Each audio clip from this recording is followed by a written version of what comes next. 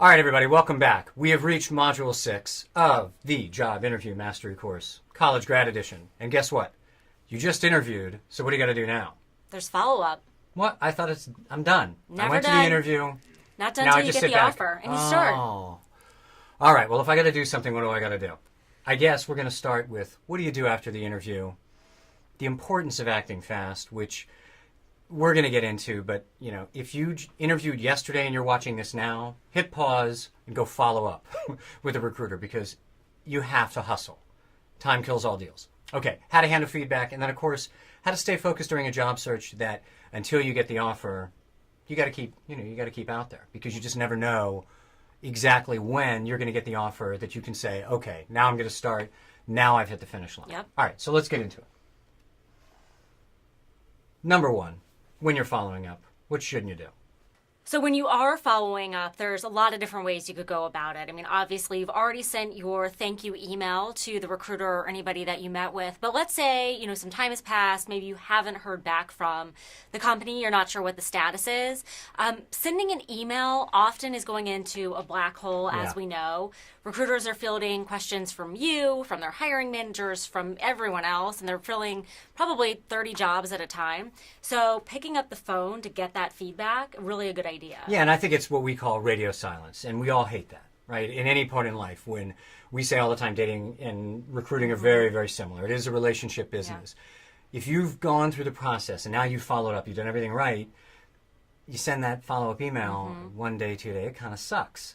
So it's understandable, but what do you got to do? You have to have rules if you're going to follow up. Right, absolutely. And you're wanting to make sure that you are doing that within a specific amount of time, but that you are, really just doing it once. You don't want to appear desperate, uncertain, unconfident. You've already worked so hard to get to that point and to get to the point of a potential offer that you're navigating this, very, very carefully. And I think you can use your support group for that. Yeah. So if you're nervous, if you want to leave a voicemail, which is, what you may have to do, you may not get anybody live.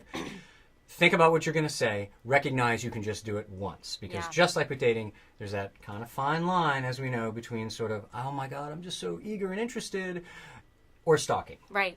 So do it once and be thoughtful about it. Think through it. And if you're nervous, write it out. Read it out loud to yourself. And, here's the other thing I think that most candidates should know about. Recruiters want to get back to you. Yeah.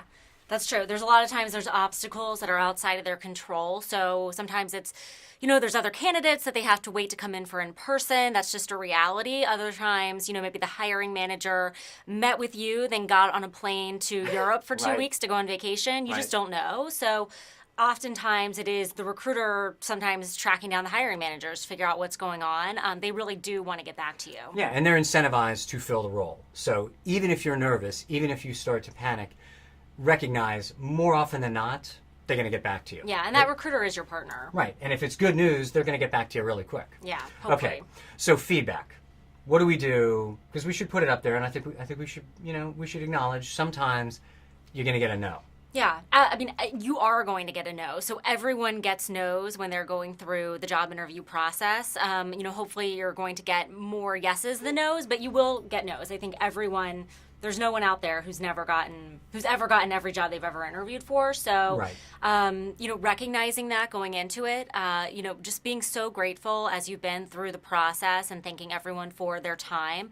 There's so many times that we'll meet candidates and we have to, decline them for the role that they came in for. Right. But then we thought that they were a great candidate. They showed amazing poise, amazing attitude through the entire process. And there might be another role in 2 weeks and 2 months that we really are already pegging them for. They're probably not going to tell you that, but that's something that I know, we've done. I've done a ton of saying this is a candidate I was so impressed by. Their name is staying here at the top of my pile on my desk. And I was impressed, in that scenario, you're impressed because not only because the candidate reached out to say, it's cool, I understand, but I was just curious why. But the reality is, even if it crushes you, because believe me, it crushes us, but you gotta take it like a class act. You gotta be a good sport about it, because if you are, that recruiter could have another role in the company. They could know another recruiter. As recruiters, it's a very, very tight, network, especially in industries, and refer you. So, here's the thing we joke about all the time, but I say, look,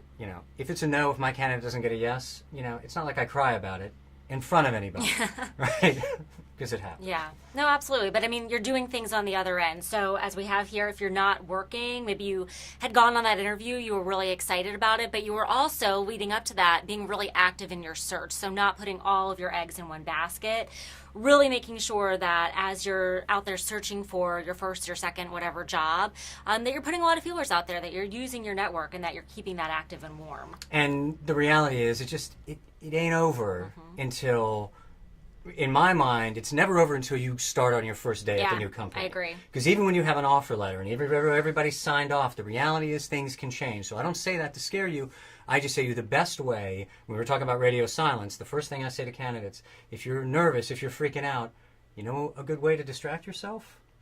Keep going. Yeah. Keep going in your search. Yeah. Apply for another job. Yeah. Keep interviewing. Keep networking, because that will take your mind off of this. And the reality is, wouldn't it be great to end up at the finish line with 2 offers? Yeah, that's an amazing place to be in. Much better than, they said it was a slam dunk. I knew it was going to happen, so somebody got back to me, and I wasn't as motivated. It ain't over till it's over. Keep going. Right. Okay, let's talk about action steps from the art of following up. First of which, congratulations, right? You've now made it through the interview, and you've already made it through the following up. The following up, awesome, because it separates you from about 99% of the candidates out there, if you've hopefully done it the way that we've advised in this module. Right, yeah, and we talked about it before. Interviewing for a job is kind of a sales job in and of itself, so it's all about activity, it's about working your network, and it's just about keeping that warm and active. And I think it's the thing that recruiters know that people think is a mystery, but it's a math problem. Yeah. Recruiters, just you stay active. If you're working with one company, you have another company that you're prospecting. If you have one candidate who's getting ready to get an offer, somebody called you back about that candidate's resume, you still return the call because you just keep moving. I can't emphasize enough. Activity, just like in sales, pretty much solves every problem when you're going through this stage. Yeah, activity coupled with a positive attitude and never giving up. Yeah, because it's a reality. It is a numbers game. You're going to get a job. You're going to get an offer. You're going to get more than one offer. The only way it's not going to happen, is if you're not taking action. Now, maybe a job could show up and knock on the door, because I think they say opportunity knocks, but I haven't got a job that way yet. Nope, me neither. Okay, but maybe you have. But if not, let's talk about when you get the offer. That's going to be in Module 7, because just like all of these steps, you want to do that. It's awesome to get the offer, but you want to do it right. So let's talk about that in Module 7 coming up. And until then, get out there. Go get them.